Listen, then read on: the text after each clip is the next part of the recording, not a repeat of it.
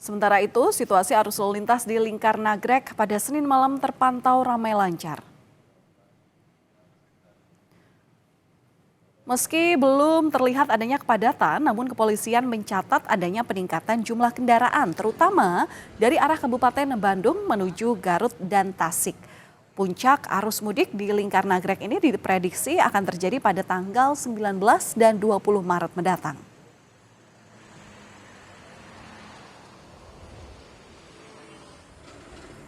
Hingga Senin malam, arus lalu lintas kendaraan yang keluar melalui gerbang tol Kalikangkung, Kota Semarang mulai mengalami peningkatan. Terpantau volume kendaraan mulai meningkat pada sore hari hingga malam ini. Peningkatan jumlah kendaraan ini didominasi oleh pemudik yang memanfaatkan program diskon tarif tol sebesar 30% yang berlaku pada tanggal 15 hingga 16 Maret 2026.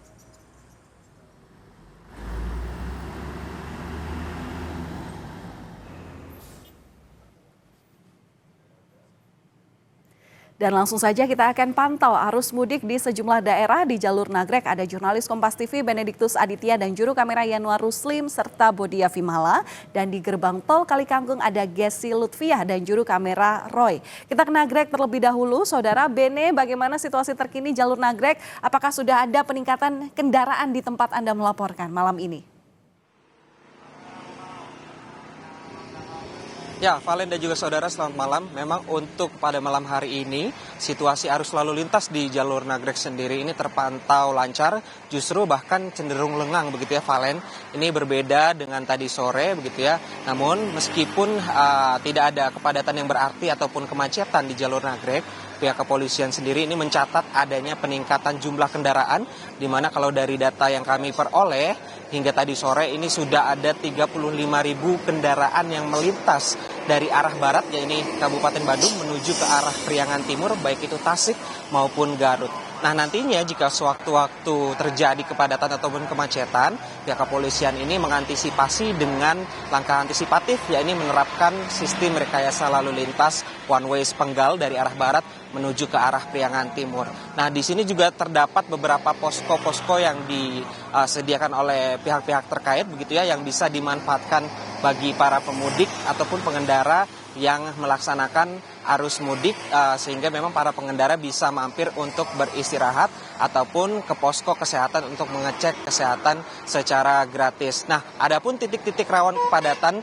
yang harus diwaspadai, yang pertama ini ada di pos polisi Cikaledong begitu ya Valen. Kemudian juga ada di Simpang 3 Nagrek, yang dimana di situ juga ada perlintasan kereta api. Dan jika sewaktu-waktu atau momen-momen tertentu ini pengendara juga harus mengantri di wilayah tersebut begitu.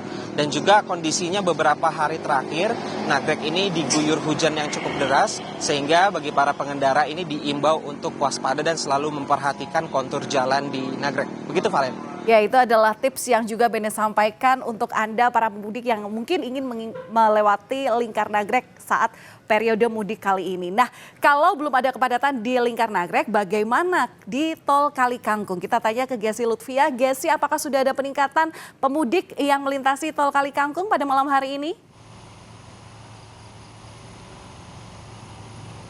Ya, Valen dan juga saudara, untuk malam hari ini memang sudah ada peningkatan begitu ya untuk para pemudik khususnya dari arah Jakarta menuju Semarang, karena dari sore sekitar pukul 3 hingga hari ini rata-rata kendaraan yang melintas GT Kalikangkung ini sudah mencapai 2.000 kendaraan per jamnya.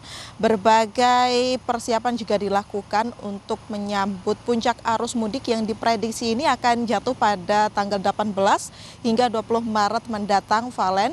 Tadi juga Kapolri Jenderal Listio Sigit sempat datang untuk memantau begitu ya arus lalu lintas di gerbang tol Kalikangkung sendiri, dan memang hingga malam hari ini sendiri tidak terjadi kepadatan berarti, hanya 4 hingga 6 kendaraan saja yang mengantri pada gardu pembayaran.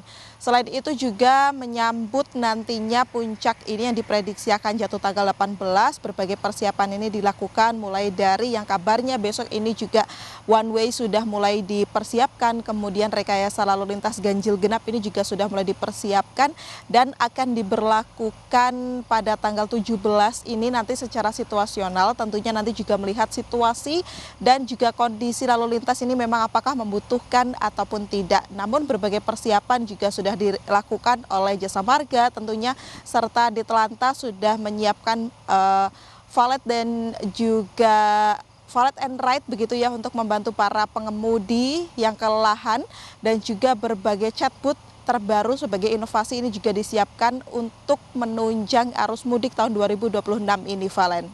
Baik, tidak ada kemacetan yang berarti di gerbang tol karena prediksi puncak kemacetan ataupun puncak arus mudik yang melewati di sana akan terjadi pada tanggal 18 sampai 20 Maret 2026. Kita nantikan bagaimana di puncak arus mudik nanti. Terima kasih atas laporan Anda, jurnalis Kompas TV Gesi Lutfiah dari Tol Kalikangkung, Semarang, Jawa Tengah, dan ada juga Bene Aditya dari Lingkar Nagrek, Jawa Barat. Terima kasih, sehat selalu kawan-kawan, hati-hati di sana.